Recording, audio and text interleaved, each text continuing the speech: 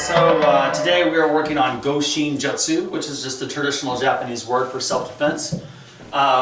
When you guys come into the dojo, right? I mean, I think all Budo dojos have this on the wall to the north, and there's a significant purpose of having this to the north. The scroll is always going to be towards the east, etc., etc. It doesn't matter where the entrance into your room is, or just the way that we have the room set up is for a specific reason. But at the very bottom, we have what's called the Budo Sanshin, or the three hearts of the three spirits.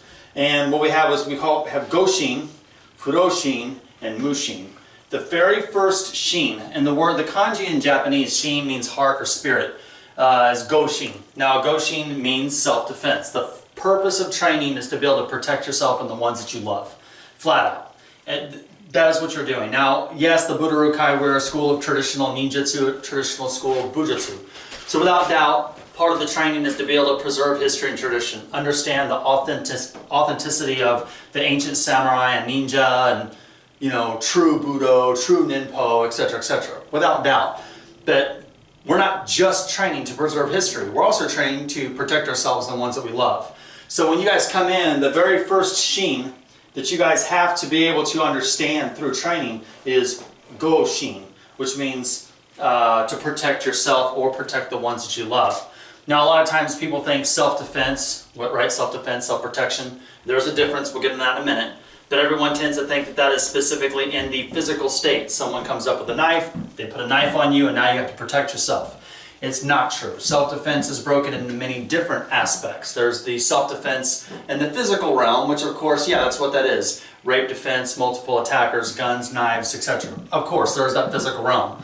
There's also learning how to protect yourself mentally from people who are trying to, you know, say nasty things, do nasty things, not allowing things to get to you mentally, or maybe even protecting yourself from yourself. A lot of times you say things to yourself that you don't really mean. You know what I'm saying? But it can be harmful, and the real reality is you do listen to yourself, right? So there is that aspect. We also have the aspect of to the spirit too. You have to be able to protect yourself spiritually and emotionally as well. So a lot of times people, they don't really understand that aspect of the self-defense from a spiritual perspective, okay? So when you look at self-defense, every martial arts school wants to solely focus on the physical realm. And I'm not even going to lie, today is going to be the physical realm. I know that I'm kind of touching on these other topics, but I'm touching on these topics so that you guys can understand the diversity of what self-defense means.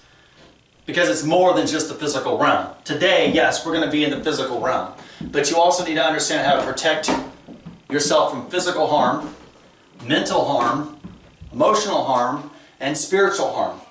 You know what I mean? And that's whether that's telling you something negative or someone else telling you something negative, right?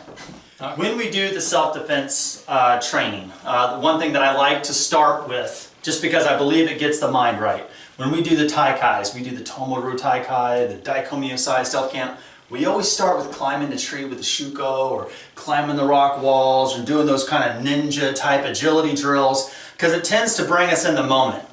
It helps us focus on this is what we're doing, right? When we're doing these type of exercises, like today working Goshinjutsu, I like it when the students they have the regular shoes on, they're wearing the regular clothes, we're not wearing the gi, we're not wearing the belt, we're not doing that. You guys do all the bag work outside on the street.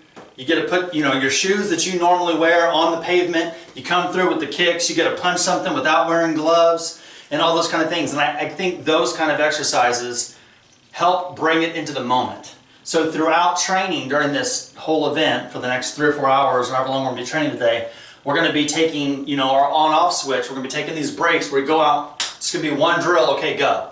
Could be another drill, okay, go. And that's going to be the whole idea of the training, is to be able to kind of refocus on, I got to be able to be efficient wearing these clothes with these shoes, this footwear on this element.